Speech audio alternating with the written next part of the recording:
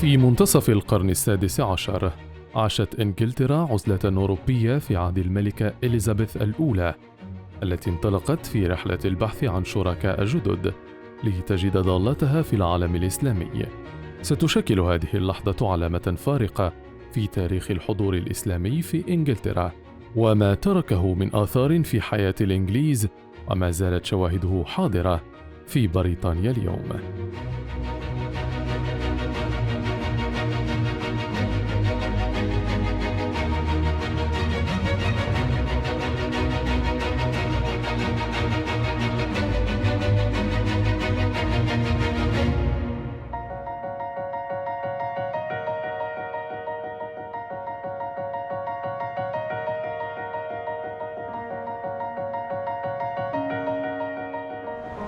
في نوفمبر من عام 1558 سيتم تتويج إليزابيث الأولى ملكة لإنجلترا في كنيسة ويستمنستر. سترث هذه الملكة الشابة بلدا منهكا بالأزمات الاقتصادية والسياسية، وأيضا صراعا دمويا حول السلطة.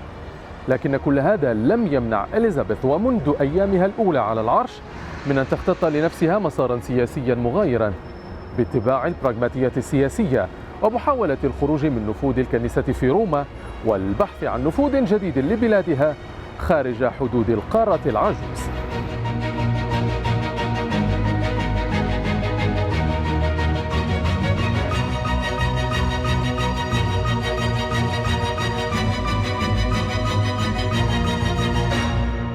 The wider political and economic context when Elizabeth comes to the throne in 1558 is the country is in absolute turmoil. It's in economic decline because as a Protestant she is being cut out of European markets because mainland Europe is predominantly, not exclusively, but predominantly Catholic. So Protestant merchants are finding it very difficult to sell their goods into mainland Europe. There is economic problems, there's agricultural difficulties, obviously politically she's very isolated. The kingdom has moved from one regime to another, from Catholic to Protestant, back and forth. It's a period of great turmoil.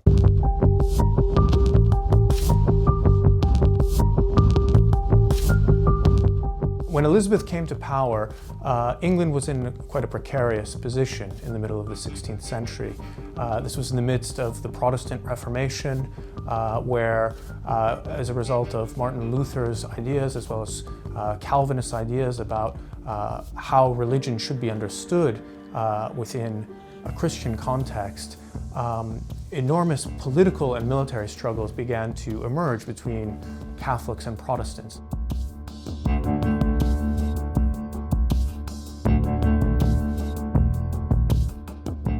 Now this immediately causes lots of problems for her with some of the bigger Catholic powers in continental Europe, particularly with Spain, which is one of the big superpowers of the world really in this period. And so by making England a Protestant country, Elizabeth sets herself on a kind of a collision course with many of the other big powers in Europe. And this comes to a head in 1570 when the Pope essentially declares her to be a heretic and gives her subjects permission and indeed encourages them to rebel against her. So she's without many friends in the geopolitical situation, and so she needs to look elsewhere. So what does she do? She and her political advisors look to the other great empire in the world, which the Catholics call heretics, the Islamic kingdoms. So what she does is she starts to make alliances with various Islamic kingdoms because she turns to them and she says, we, like you, are being called heretics by Catholics. So perhaps Protestants and Muslims can find a point of connection, an alliance. And that's indeed what happens.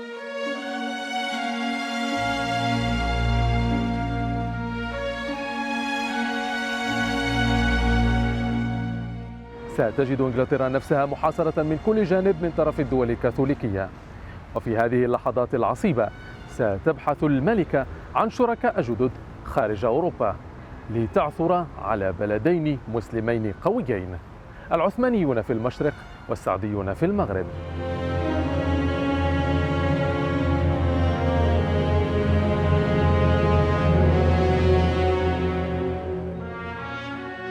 كان العثمانيون حينها في أوج سلطانهم وتوسعهم، وظل السلطان سليمان القانوني ما زال حاضراً بوصول الحكم لحفيده مراد الثالث، وسيحمل على عاتقه مسؤولية الحفاظ على إرث جده ومواجهة الأخطار المحدقة بالإمبراطورية.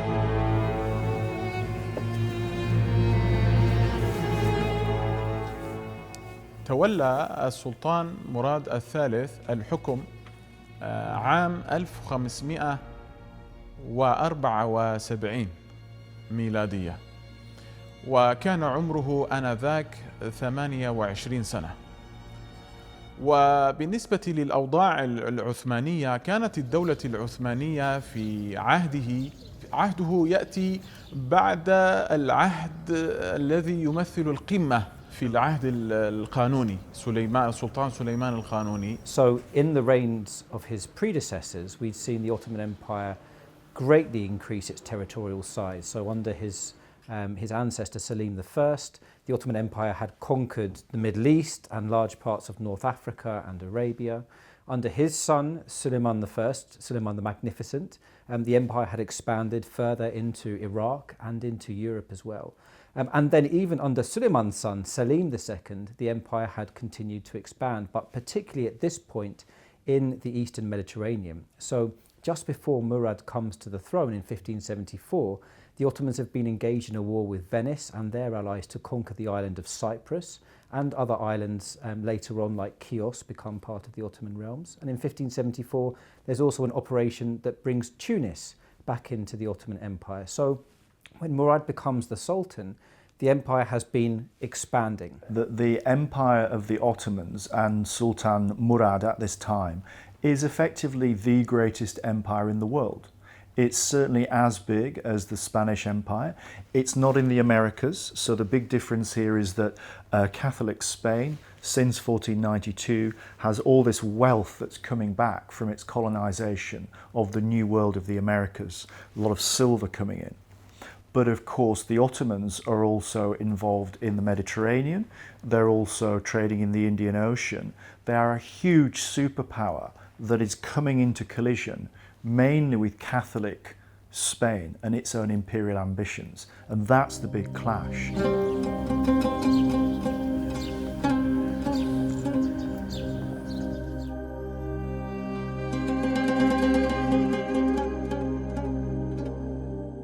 من الناحية السياسية من جانب آخر، كان هناك اشتراك لبعض الوزراء العظماء، كانوا يسمون الوزير الأكبر الصدر الأعظم أو الوزير الأعظم، فكانت لهم، وخاصة مع شخصية صقل محمد باشا الوزير العتيد المخضرم الذي كان وزيرا من عهد سليمان القانوني ثم في عهد أبيه ثم في عهده، كانت لهم مساهمات في السياسة. But what starts to happen from his reign is that there starts to be a prolonged period of both political and economic crisis. So from when he becomes the Sultan, there's a big change in the political structure. So the figures who had been the main figures in the previous reign start to disappear or are made to disappear.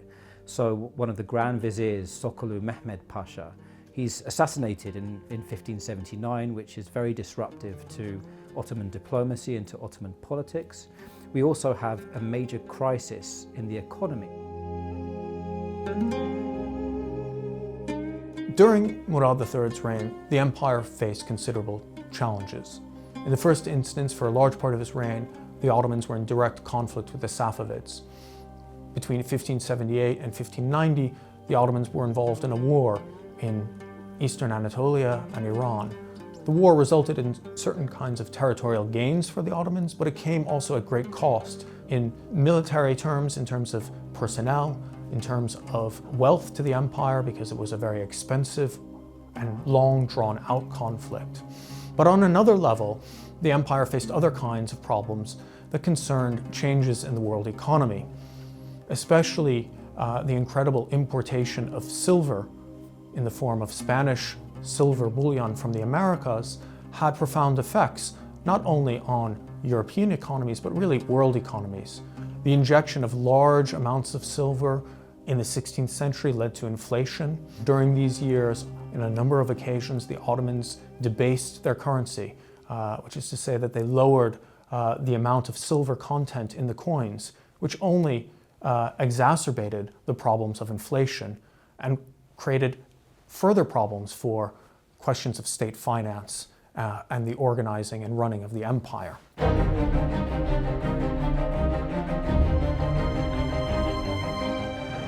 دولة إسلامية أخرى أقرب جغرافياً من العثمانيين سعت الملكة إليزابيث للتحالف معها. إنها الدولة السعدية في المغرب الخارجة من حروب وصراعات على الحكم. وبوصول السلطان أحمد السعدي للعرش عام 1578 سيكرس كل دهائه السياسي وحنكته الدبلوماسية لنقل الدولة السعدية من حالة الاضطراب والارتباك إلى مرحلتها الذهبية. أحمد المنصور في الظرفية التي سيصل فيها إلى السلطة كانت المراسي المغربية قد احتلت من طرف الإسبان والبرتغال قبل بداية الدولة السعدية، وقامت الدولة السعدية بتحرير هذه المراسي. والمنصور أو أحمد السعدي جاء في ظرفية صعبة كانت فيها البرتغال تريد أن تزاحم إسبانيا وتريد أن تحتل المغرب، يعني أن السياق المحلي وهو مواجهة أحمد المنصور لهجوم البرتغالي الذي وقع في 1578 في منطقة القصر الكبير وفي معركة التي سميت بمعركة وادي المخازن.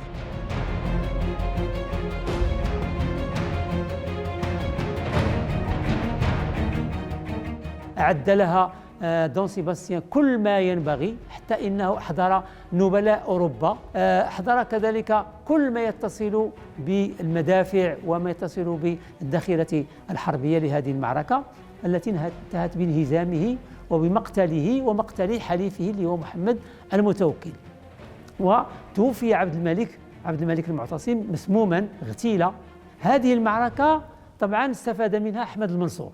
أحمد الذي لقب بالمنصور بويع في ميدان المعركة، ويعني اشتهر بهذا النصر الكبير جدا الذي أودى بحياة دولة تماما اللي هي دولة البرتغال.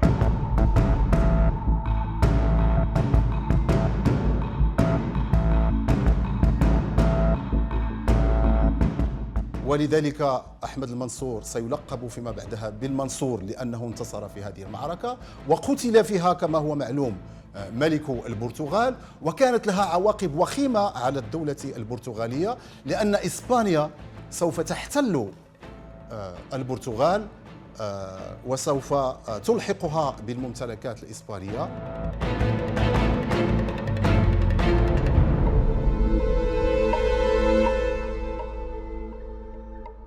المغرب أصبح في صراع قوي جدا بين الإسبان من الناحية الشمالية الذين لا يزالون يحتلون عددا من الثغور المغربية، ومن ناحية الحدود الشرقية حيث كانت الدسائس والمؤامرات العثمانية التركية لا تزال يعني تخوض في السياسة المغربية محاولة ضم هذا البلد لإتمام إمبراطورية عثمانية تمتد من المحيط إلى طبعا إلى حدود أذربيجان في آسيا الوسطى.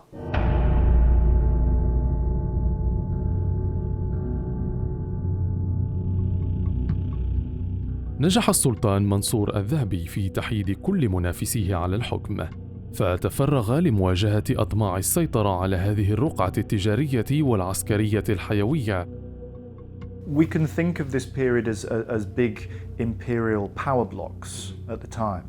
You have the Ottomans, who pretty much dominate the Eastern Mediterranean, what we might call now the Middle East. We then have the Barbary states in North Africa. There are connections between those two, but also some hostilities. Some of the Barbary states are embracing the connection with the Ottomans. Some are not so happy, so there's slight conflicts going on there. Then you have Spain, Catholic Spain, which predominantly controls the Western Mediterranean. obviously is controlling the Atlantic trade into the Americas. And then you have Britain. Britain is not a big player at this time. This is a really important point. It is not an imperial superpower. Elizabeth I is a small, politically isolated Protestant ruler. She is on the edge of things.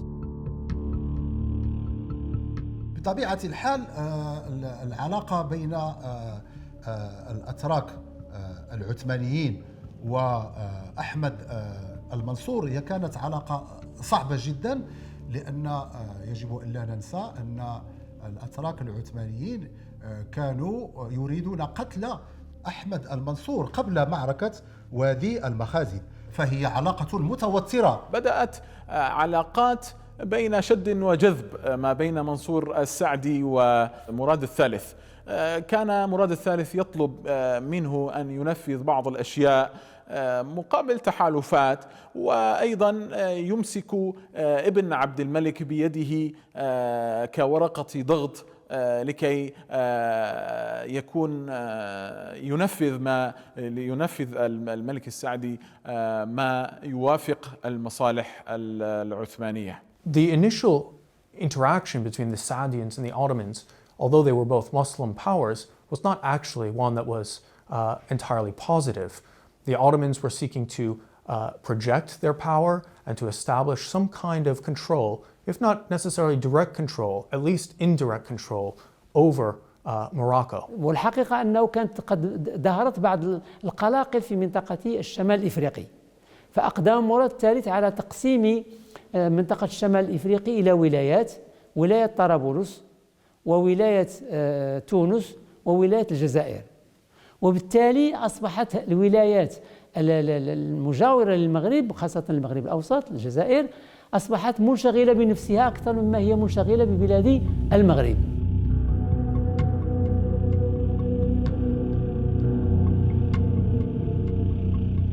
وهنا ستتوتر الأمور وسيدخل المنصور في علاقات معقدة مع دول الجوار وخاصة مع إسبانيا وأيضا مع إنجلترا.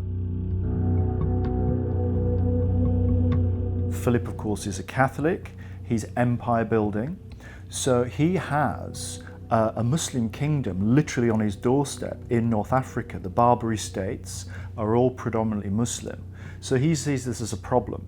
So there's a real conflict that develops between the Barbary states and between Spain. أظهر فيليب الثاني على نوع من التفاهم مع أحمد المنصور وعلى نوع من العلائق، خاصة لما بدأت ترد إلى بلاد المغرب رسائل من إليزابيث تدعو إلى التحالف بين الجانبين للعمل على استرداد عرش البرتغال لدون أنطونيو. One historian from the period notes the arrival of two embassies to Marrakesh, one from Spain and one from the Ottomans.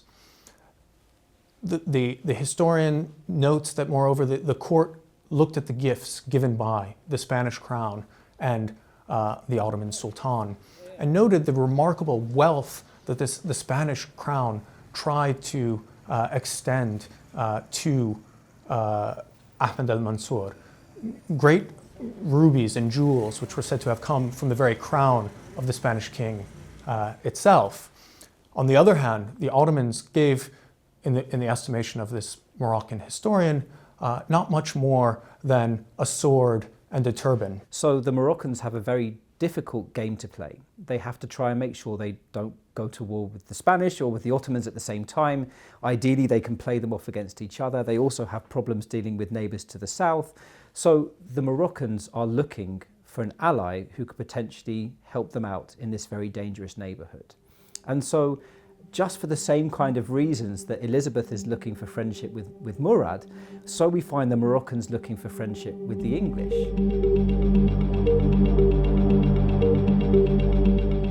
التقاء المصالح الإنجليزية المغربية ساهم في بناء علاقات تجارية بدأت منذ منتصف القرن السادس عشر، حين حطت سفن التجار الإنجليز في السواحل المغربية، وبوصول المنصور الذهبي للحكم سيكون هؤلاء التجار حلقة الوصل الأولى بين السلطان السعدي والملكة إليزابيث.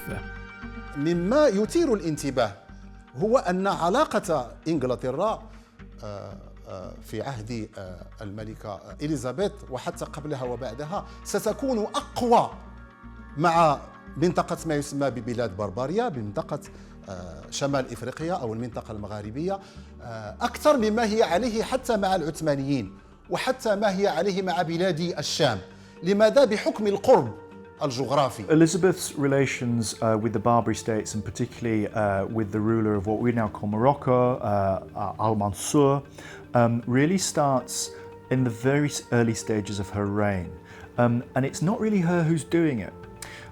There are merchants that are working in the Barbary states from the 1550s, English merchants who were trading with Muslim merchants. They're interestingly using Jewish intermediaries, so there are Jewish merchants who are representing Al-Mansour, and they are trading with the English merchants.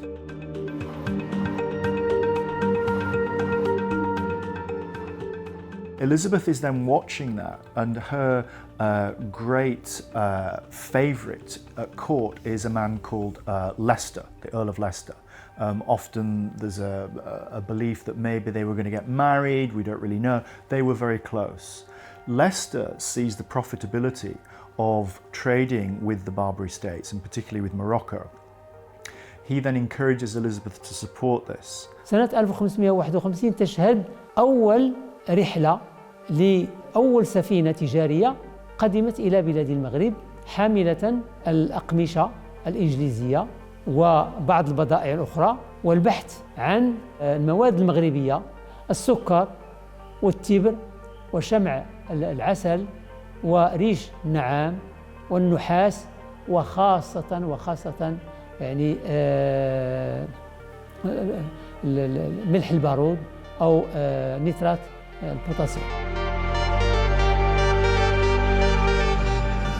في سنة 1564 بدأ يتقدم بعض مقربيها من التجار الكبار، هذا اللورد ماير تقدم إلى إليزابيث بطلب إقامة شركة في بلاد البربر،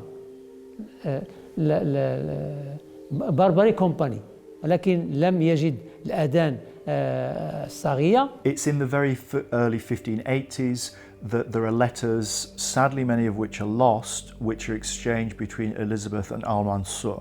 We know that he writes to her, he praises her, he talks about her as the Sultan is Isabel. So he's beginning to understand that again this might be useful for him as well.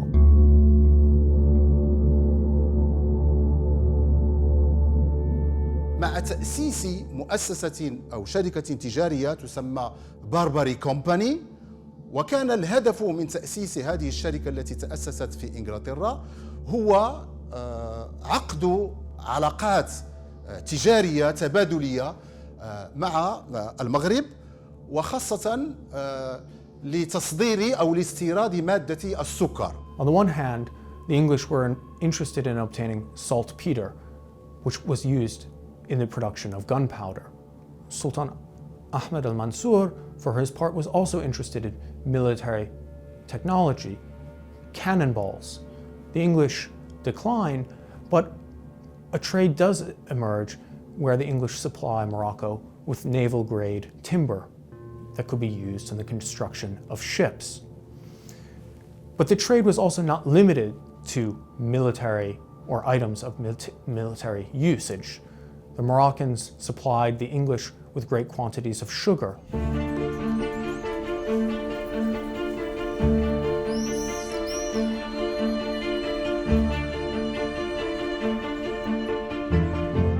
This is a wonderful issue. All English school children are told that Elizabeth I has terribly bad teeth.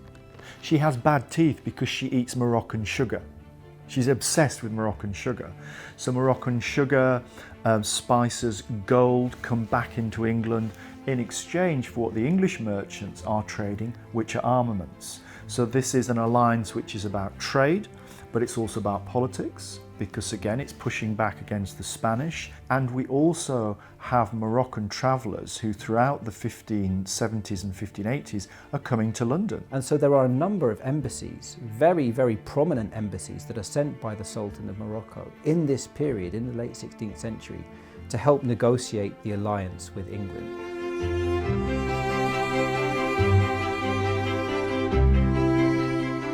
Around this time we have a Moroccan merchant ambassador called Mushat Rais, who in the records comes to England. He sails in an English ship, he arrives in London. He's clearly involved in commercial and diplomatic alliances between Al-Mansur and Elizabeth. He's seen as very important. He's working with the Barbary Company representatives. He's meeting Elizabeth's advisors. And this is clearly a very important moment. He's one of the first recorded Muslim figures who comes to England. هذه السفارة التي توجهت إلى إنجلترا حملت رسالة إلى إليزابيث تشير عليها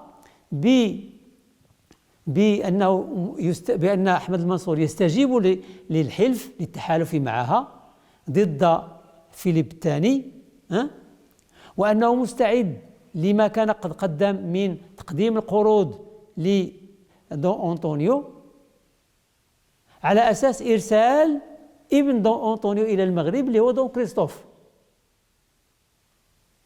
أرسل طبعا هذا الولد إلى بلاد المغرب ليأخذ المال، فظل هناك مدة طويلة جدا.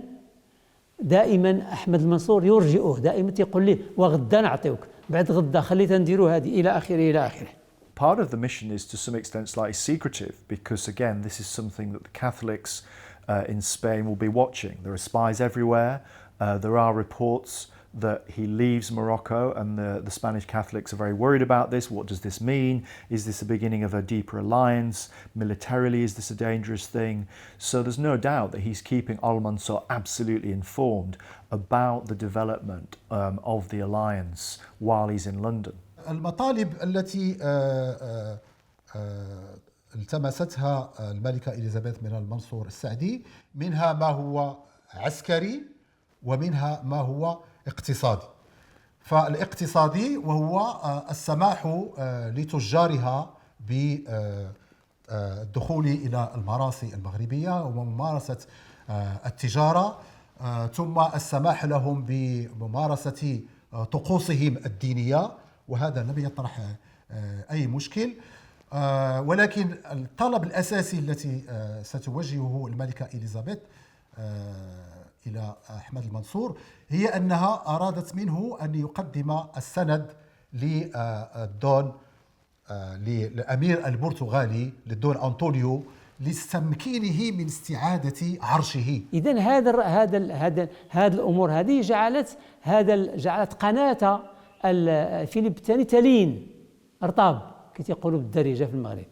هذا يعني بدأ يتراجع عن مطلب أساسي مهم جدا، وهو أن هذا الرجل كان يطالب دائما بالعرائش، بمدينة العرائش. يطالب أحمد المنصور، طالب يعني سلفه ثم طالبه هو بالتنازل عن مدينة العرائش. لماذا العرائش؟ لأن العرائش كانت بؤرة الجهاد البحري في هذه المرحلة، فقد لجأ إليها عدد كبير من الموريسكيين المطرودين من الأندلس، وكونوا أسطولا قويا وبدأوا يهاجمون السفن الإسبانية العابرة إلى أمريكا يومئذ. إذن فكانوا يشوشون كثيرا على الأسطول الإسباني وعلى الإسبانيين وعلى التجار الإسبانيين وعلى السفن الإسبانية. إذن فتخلى عن هذا المطلب، هذا مهم جدا. بل أكثر من ذلك، جل الإسبان عن مدينة أصيلة التي كانوا يحتلونها. إذن معناه هذا استندون، هذه أعطيت لأحمد المنصور لنوع من المهادنة.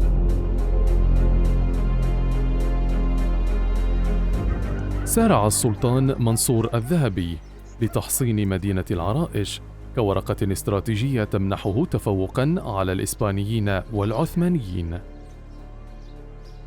سيكون عهد أحمد المنصور الذهبي محطة مهمة لتعزيز التحسينات الموجودة بهذه المدينة، أخذا بعين الاعتبار أن هذا التعزيز جاء مباشرة بعد معركة واد البخازي سنة 1578.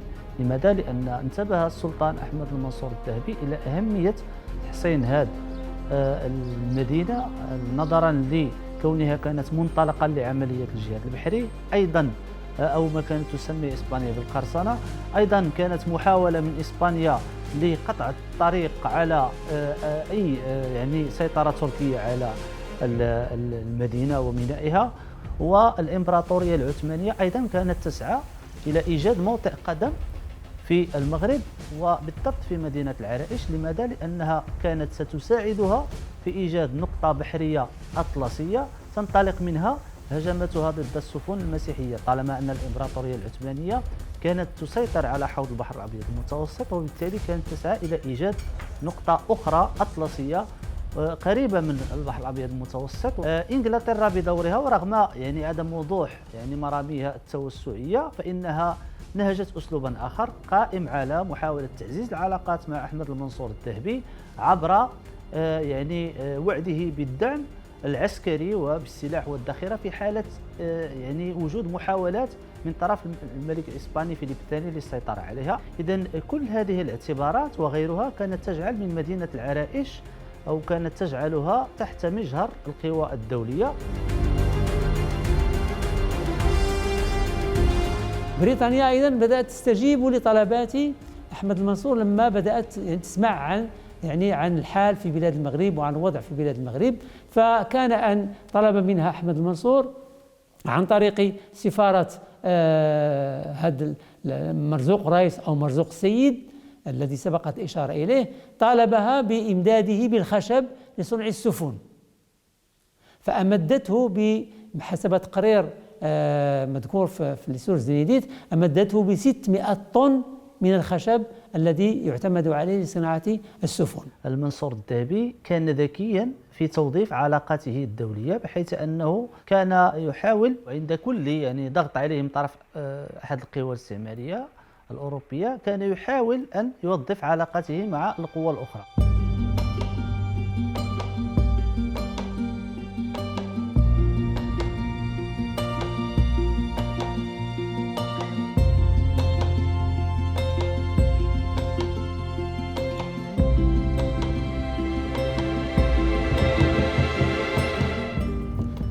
بعد أن حاصرتها أوروبا من كل جانب، لم يبقى لجزيرة إنجلترا من منفذ على العالم سوى هذا الميناء، وعبره ستحاول الملكة إليزابيث أن تجد لبلادها شركاء تجاريين خارج القارة العجوز، في المغرب مع السعديين وفي المشرق مع العثمانيين، لولا أن الملكة لم يكن لديها أي قناة اتصال مباشر مع السلطان العثماني.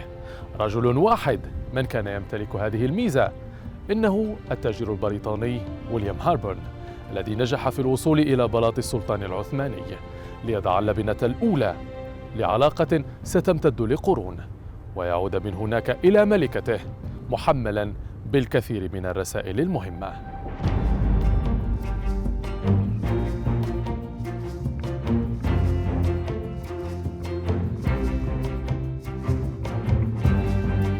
The Ottoman Empire in the Eastern Mediterranean has been expanding throughout the 16th century and is starting to expand into areas that will become very important for things like textiles.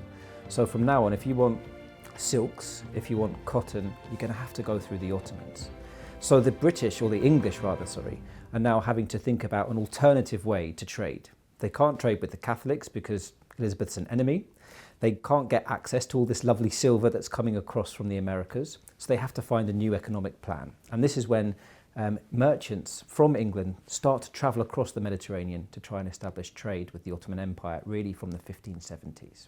So during these years of the mid-16th century, the English merchants were operating in Ottoman waters and arriving at Ottoman ports. But because England had no formal diplomatic relations with the Ottoman Empire, these merchants had to operate under the protection of a foreign power, namely France. And so in these middle decades of the 16th century, it is certainly the case that English merchants were actively engaged in trade in the Ottoman Empire, but they had to do so flying the flag of France. Or when they ran into trouble in the Ottoman Empire, they had to go to the French consul or the French ambassador to seek help and support. From 1578, the Queen is very keen to establish an alliance and open communications with the Ottomans and with Sultan Murad III in Istanbul. So what she does is she encourages the commercial companies in London to send somebody out to develop that connection. And the person that's chosen is a man called William Harborne. And William Harborne is a merchant from Norfolk in England. He goes out to Istanbul via Poland in 1579. He then establishes correspondence and connections with the Imperial Divan. He's talking to Murad's advisors. These years, though, in these months, Harborne's activities are somewhat mysterious. We have a view to what he was doing through a number of documents written both by the Ottomans and also by the English. But it's clear that he arrives at the Ottoman court and immediately seeks out the Grand Vizier, Sokolu Mehmed Pasha, one of the most powerful Grand Viziers of the 16th century. في الجانب العثماني أستطيع أن أذكر سوكولو مهمة باشا الذي كان الوزير الكبير الأعظم للسلطان مراد الثالث، هو وهوجة سعد الدين الذي كان شيخ الإسلام في عهده. هذه الشخصيات أثرت كثيرا في بناء علاقات تجارية وسياسية فيما بعد قوية. So as a result of Harborne's arrival at the Ottoman court and his successful appeal to Sokolu Mehmed Pasha, Harborne obtains a hukm, an order of Murad III, addressed to Queen Elizabeth. This is a very important document since it's actually really the first direct communication between the Ottoman Sultan and Queen Elizabeth and England.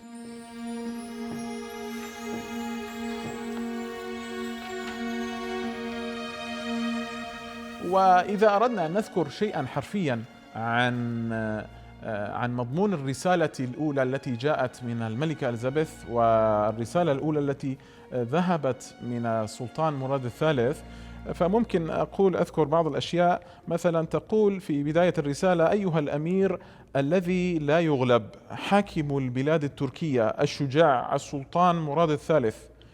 هكذا تصفه بأوصاف كثيرة. نرجو منكم الاتفاق معنا للتجارة الحرة للإنجليز في أرجاء إمبراطوريتكم الشامخة، ونطلب منكم المساعدة ضد الملك الإسباني فيليب الثاني. وكان رد السلطان مراد الثالث على رسالتها ردا جميلا. وفي بداية طبعا هذا جزء من البروتوكول يذكر أنها مختارة الموقرات في الملة المسيحية، صاحبة أذيال الحشمة والوقار، ملكة ولاية إنجلترا إليزابيث، ختم عليها بالخير. لقد وصلتنا رسالتكم الموقرة مع سفيركم الموقر. تمت الموافقة على طلبكم لقدوم تجار بلدكم برا وبحرا للممالك العثمانية، ولا ضرر لهم ولا تعسير. وتم إيعاز كل القضاة والولاة والأمراء في الممالك المحروسة العثمانية بكل ما يلزم من التنبيه، ولكم الحق في فتح السفارة والقنصليات المتعددة اللازمة لتأمين وتيسير أمور تجارتكم. لقد تم الاطلاع على كل ما بلغه سفيركم. سيتم المحافظة على السفير وتأمينه وإعطائه كل ما يلزم، والذي يجب عليكم مقابل هذا أن تتعاونوا معنا ولا تكتموا عنا أخباراً تطور علاقاتنا وتطور التجارة فيما بيننا وبينكم.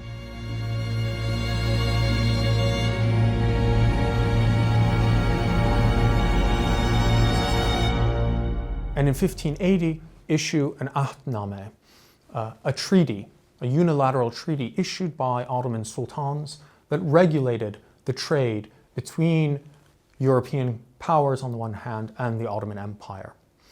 This document, often known as the Capitulations, is really the founding document that establishes the formal relationship between the English and the Ottomans. Now, if you wanted to trade with the Ottoman Empire, you couldn't just show up in Aleppo or in Cairo or in Istanbul and just try and sell your stuff. You had to have an agreement with the Ottoman government on behalf of your state.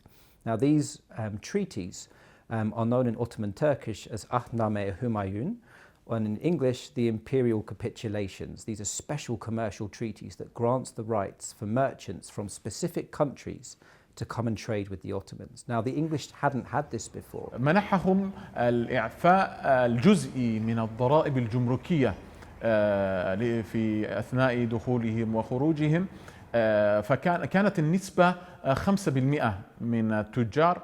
استطاع الإنجليز أن يأخذوا أن ينزلوا هذه النسبة إلى 3%، وأخذوا صلاحيات في الدخول إلى الممالك العثمانية برا وبحرا. Any English travellers within Ottoman domains are given freedom to move. They will not be molested.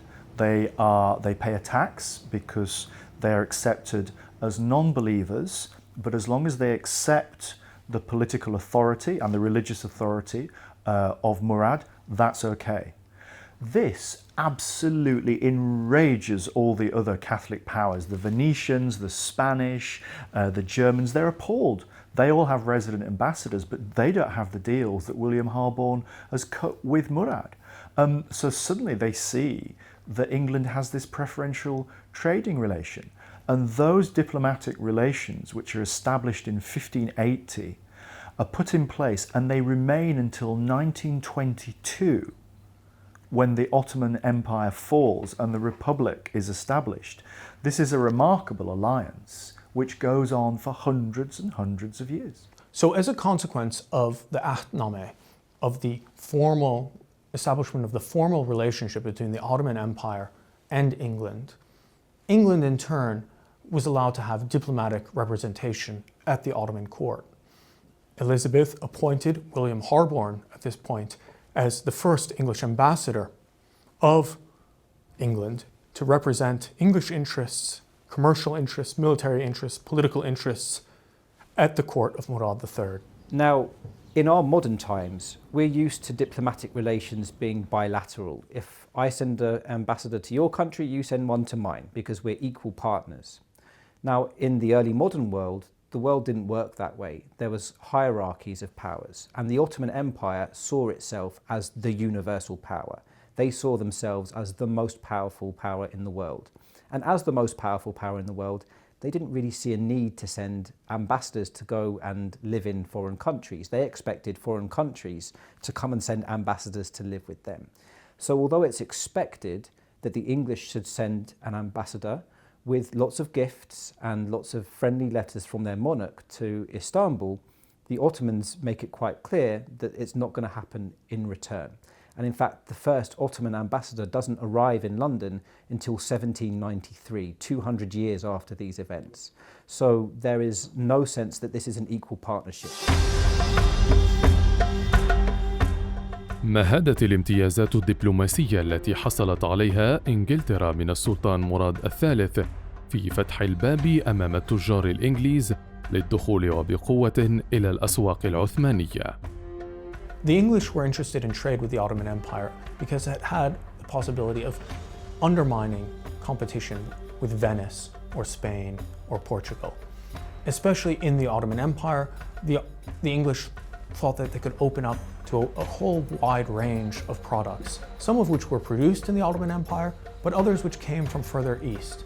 For instance, spices from Asia, although they went around Africa. Second, the English were also interested in finer goods, other kinds of goods, raw products like silk.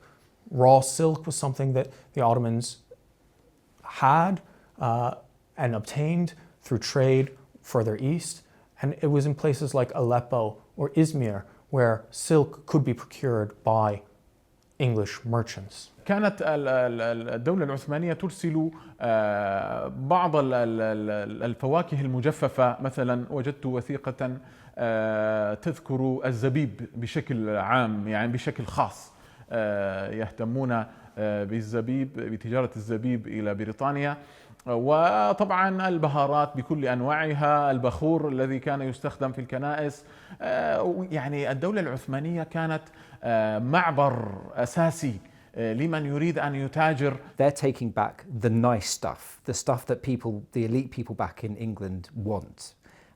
So there's an addiction in England in this period to currants, like raisins. And if you ever wonder why in English one particular kind of raisin is called a sultana, it's because of this link with the Ottoman Empire in this period. So food is brought back from the Ottoman Empire, but more importantly than that, the richer forms of textiles that we just don't have in England, particularly raw silk that the English can then take back to England and make into their own clothes, cotton, and things like carpets. It's certainly the case that the Ottomans were interested in what the English merchants had to offer.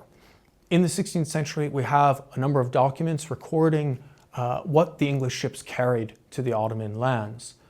And quite tellingly, in the late 16th century, two of these items, two of the most useful items that the English brought, were quite important for the conduct of war. On the one hand, the English offered tin.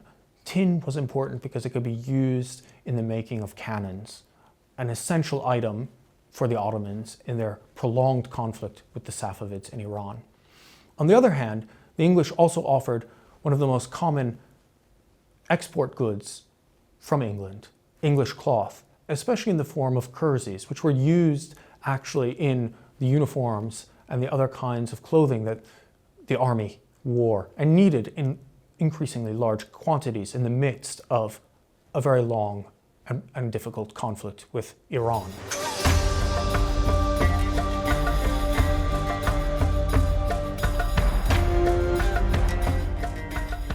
هؤلاء التجار ازداد عددهم فيما بعد وشكلوا فيما بعد شركة المشرق العربي أو يقال الشركة التركية، المهم اسمها لافانت.